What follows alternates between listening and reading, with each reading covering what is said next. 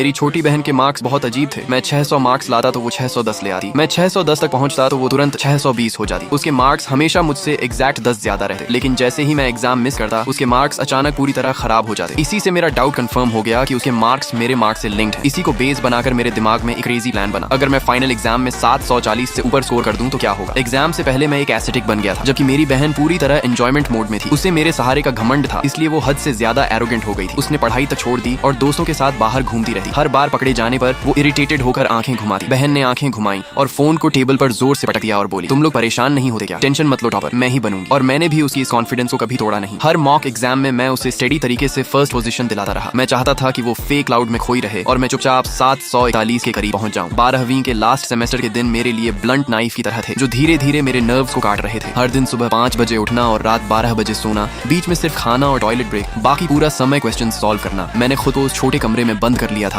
जहां सालों से सनलाइट नहीं आई थी। मैं एक नॉन स्टॉप मशीन की तरह परफेक्टली ऑपरेट कर रहा था। बहन का कमरा मेरे बगल में था। वहां से कभी उसकी दोस्तों के साथ वीडियो कॉल की हंसी आती या ड्रामा देखते वक्त उसकी एग्जैजरेटेड रिएक्शंस की आवाज। कभी कभी वो जानबूझकर आवाज बहुत तेज कर देती, जैसे मुझे प्रोवोक कर रही हो, लेकिन मुझे फर्क नहीं पड़ता था। मैंने नॉइज इग्नोर करना सीख लिया था। मेरे दिमाग में सिर्फ एक आवाज घूम रही थी, 741। ये नंबर मेरे दिल में एक नेल की तरह घुसा हुआ था। जब भी मैं हार मानने लगा मैं उस पर जोर देता और पेन मुझे जागते रहने पर मजबूर करता। मार्च में लिन शाओक्सियाओ बार बार मेरे कमरे में आने लगी। शुरू में मैंने ध्यान नहीं दिया, सोचा कुछ ढूंढ रही है, लेकिन बाद में मुझे कुछ अजीब लगा। उसकी नजरें बदल गई थी, उनमें सस्पिशन और टेस्टिंग था। एक बार मैं मैथ का टफेस्ट क्वेश्चन सॉल्व कर रहा था। वो दरवाजा खोलकर अंदर आई और मेरे पीछे खड़ी होकर काफी देर तक मेरे रफ पेपर को देखती रही। उसने पूछा, भाई तुम आजकल इतना मेहनत क्यों कर रहे हो? मैंने बिना ऊपर देखे कहा, ठीक ही है, एग्जाम पास है तो पढ़ना तो पड़ेगा। लिन शाओक्सियाओ थोड़ा पास आई और मेरे लिखे को देखने की कोशिश करने लगी और बोली, लेकिन तुम पहले इतना सीरियस नहीं थे। मेरे दिल में हल्का सा झटका लगा, लेकिन चेहरे पर कुछ नहीं दिखाया। मैंने जानबूझकर साई भरी और पेन रखकर थके होने का नाटक किया और कहा, पेरेंट्स का प्रेशर है, अगर अच्छे कॉलेज में नहीं गया तो खर्चा बंद कर देंगे, मैं क्या कर सकता हूँ। लिन शाओक्सियाओ का एक्सप्रेशन रिलैक्स हो गया और उसके चेहरे पर हल्की मॉक वाली स्माइल आई और बोली, तुम और टॉप कॉलेज। फिर वो मुड़कर चली गई और जाते हुए बोली, ज्यादा मेहनत मत करो, वैसे भी टॉपर मैं ही बनूंगी। मैं उसके पीछे जाते हुए फिगर को देखता रहा और कुछ नहीं बोला। दरवाजा बंद होने के बाद मैंने फिर से पेन उठाया और हल्का सा मुस्कुराया। बहुत अच्छा, ऐसे ही मुझे अंडर एस्टिमेट करती रहो। तुम जितना मुझे हल्का लोगी मैं उतना सेफ रहूंगा। लेकिन